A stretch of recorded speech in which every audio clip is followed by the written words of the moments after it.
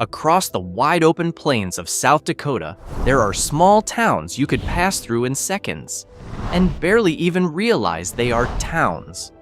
But strangely, places like these are where America can feel the most unbelievable.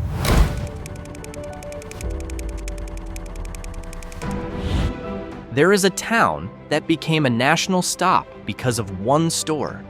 Another has a palace made of corn. One is named Winter, even though everyday life there is fairly ordinary. There is also a town that gets flooded by hundreds of thousands of motorcycle riders every year, then becomes quiet again, as if nothing ever happened. And the strangest part? Some of these towns feel trapped in time, as if they are still living in the Wild West while the modern world keeps moving fast.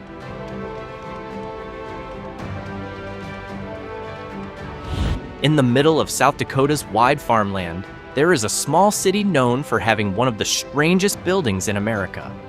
Mitchell has around 15,800 residents, but its name is known far beyond its size because of the Corn Palace, a palace decorated with thousands of ears of corn, grains, and local plants. This unique tradition began in 1892 as a way to promote the fertility of the region's farmland. What makes it interesting is that the giant murals on the Corn Palace walls are not permanent. Every year, the designs are replaced and rebuilt using new harvest materials, making it one of the most unusual attractions in the United States. In a country filled with modern landmarks, Mitchell is famous for a palace made of corn. At first glance, Wall looks like an ordinary small town near Badlands National Park. With fewer than 700 residents, there is little to suggest that this town is one of the most famous stops on an American road trip. But Wall has a hard-to-believe uniqueness. Almost its entire identity was built by one store. That store is Wall Drug. In the 1930s, its owners began putting up simple billboards offering free ice water to travelers. That strategy grew into a national phenomenon. What started as a small pharmacy has now become a giant tourist complex filled with restaurants, souvenir shops, dinosaur statues, and all kinds of unusual attractions.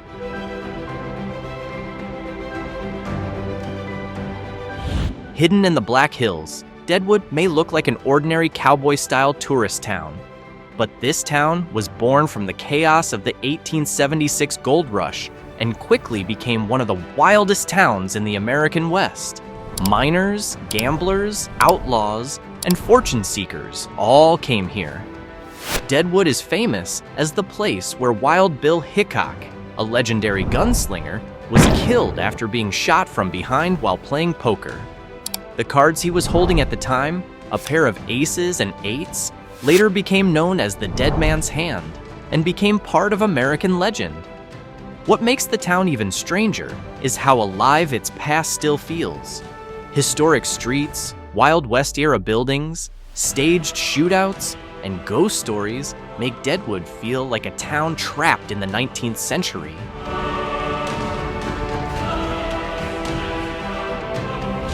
With a population of only around 7,000 people, Sturgis looks like a quiet small town in the Black Hills. But every summer, this town turns into one of the busiest and most unusual places in America. The reason is the Sturgis Motorcycle Rally, a motorcycle festival that has been held since 1938. During the event, hundreds of thousands of riders from across America and other countries come to Sturgis. Streets that are usually quiet suddenly fill with roaring engines, motorcycle parades, concerts, and events that seem to run almost non-stop. The number of visitors can even be dozens of times larger than the town's own population.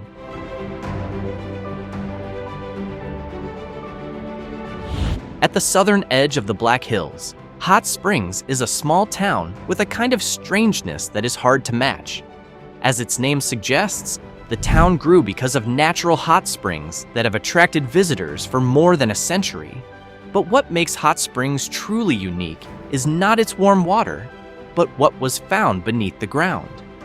In 1974, during a construction project, workers accidentally discovered dozens of prehistoric mammoth fossils buried at the site. That discovery later became the Mammoth Site, one of the largest and most important mammoth fossil sites in the world. To this day, more than 60 mammoths have been found there, along with various other Ice Age animals.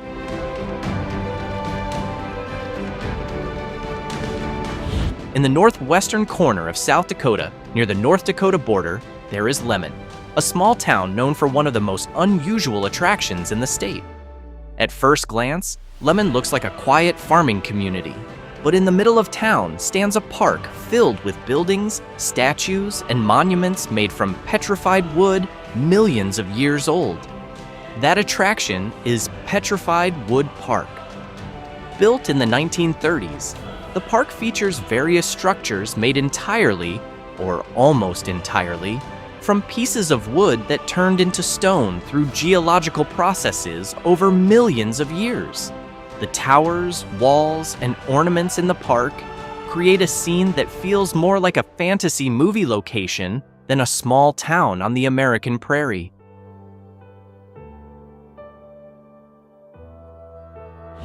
In the northwestern corner of South Dakota, Fourche has a claim that sounds pretty unusual for a small town. It is known as the Geographic Center of the United States.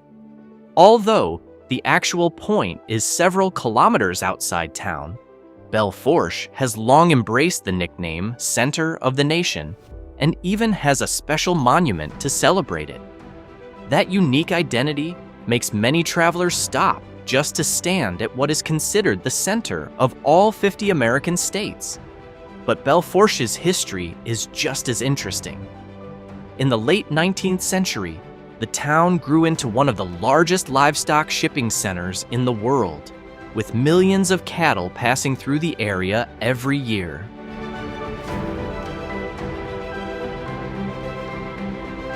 In the heart of the Black Hills, Mystic is one of the most classic examples of a town that is lost but not completely dead. Mystic was born from the gold rush in the late 1800s, when miners flooded into the area hoping to find fortune. But like many other mining towns, once the gold began to run out, life in Mystic slowly faded.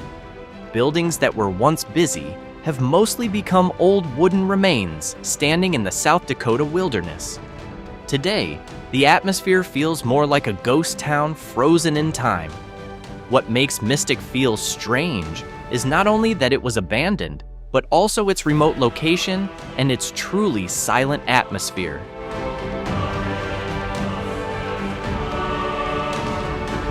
In southeastern South Dakota, Gayville is a small town that looks like an ordinary rural American community, quiet, simple, and surrounded by farmland. But what often puts it on lists of weird towns is not a major historical event or a grand attraction, but its name itself, which immediately catches attention.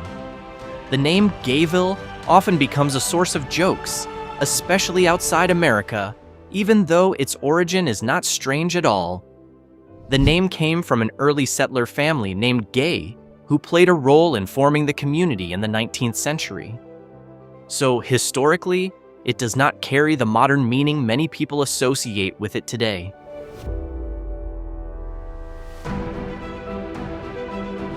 In the middle of rural southern South Dakota, Winter is a small town that instantly catches attention because of its name alone. It is hard not to smile, as if this town has already won before you even know anything about it. Winter is a small regional center serving nearby farming and ranching communities. But what places it on a list of weird towns is not a major attraction or strange history, but the irony of its very confident name compared with its modest size and simple condition. In America, not many small towns sound like a slogan for winning in life. Life in Winter itself moves quietly, with local schools, family businesses, and agricultural activity forming the backbone of the economy. There is no big gimmick like in South Dakota's tourist towns.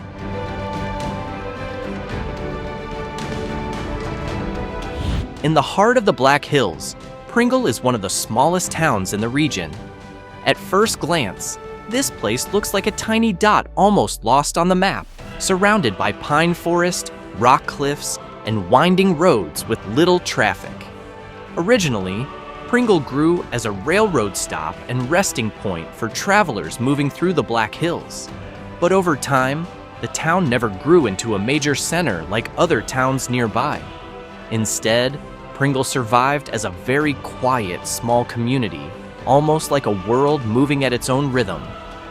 What makes Pringle feel strange is not a major tourist attraction, but the contrast. It sits near major destinations like Custer and Mount Rushmore, yet still feels nearly empty and silent.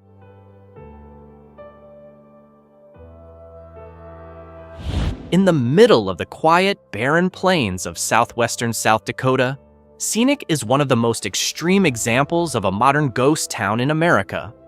In the past, Scenic was a small community that lived from the railroad and farming activity in remote Bennett County. But over time, the population shrank sharply until almost the entire town was abandoned. What makes Scenic feel truly strange is that the town did not simply die. It also became part of an unusual story.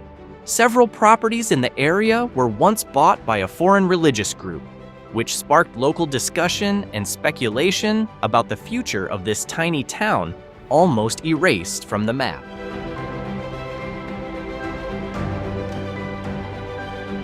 Along Interstate 90, as it cuts across the western plains of South Dakota, Wasta is one of those tiny points that is easy to miss if you drive too fast. The town is very small, almost like just a cluster of buildings still holding on in the middle of a wide and empty landscape.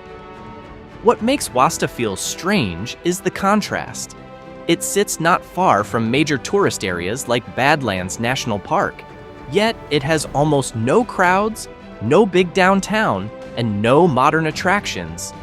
There is only a quiet atmosphere, wind passing over the grasslands, and the remaining traces of rural life. In the past, Wasta grew as a railroad and road travel stop, but as transportation routes and the local economy changed, the town shrank into a small community that feels almost stagnant.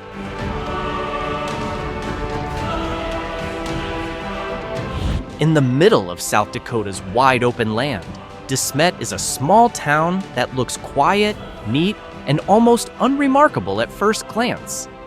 But behind that simplicity, the town carries a very strong and unusual identity. Almost its entire character is shaped by one story from the past. Smet is known as the Little Town on the Prairie because of its connection to Laura Ingalls Wilder.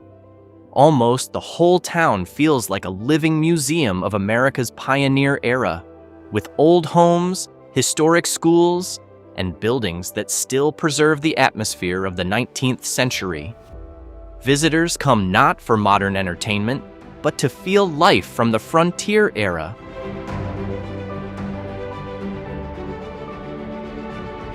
Along the long route of Interstate 90, Murdo looks like an ordinary stopover town on the map. Its population is small, the atmosphere is quiet, and at first, there is nothing too striking. Until you realize this town holds one of the most unusual collections in all of South Dakota. This is where the Pioneer Auto Show stands, a giant car museum in a small town, displaying hundreds of classic vehicles, old engines, tractors, and unusual objects from different eras of American history. What makes it feel strange is the scale of the collection. For a town as small as Murdo, this museum feels like something that should belong in a much larger city.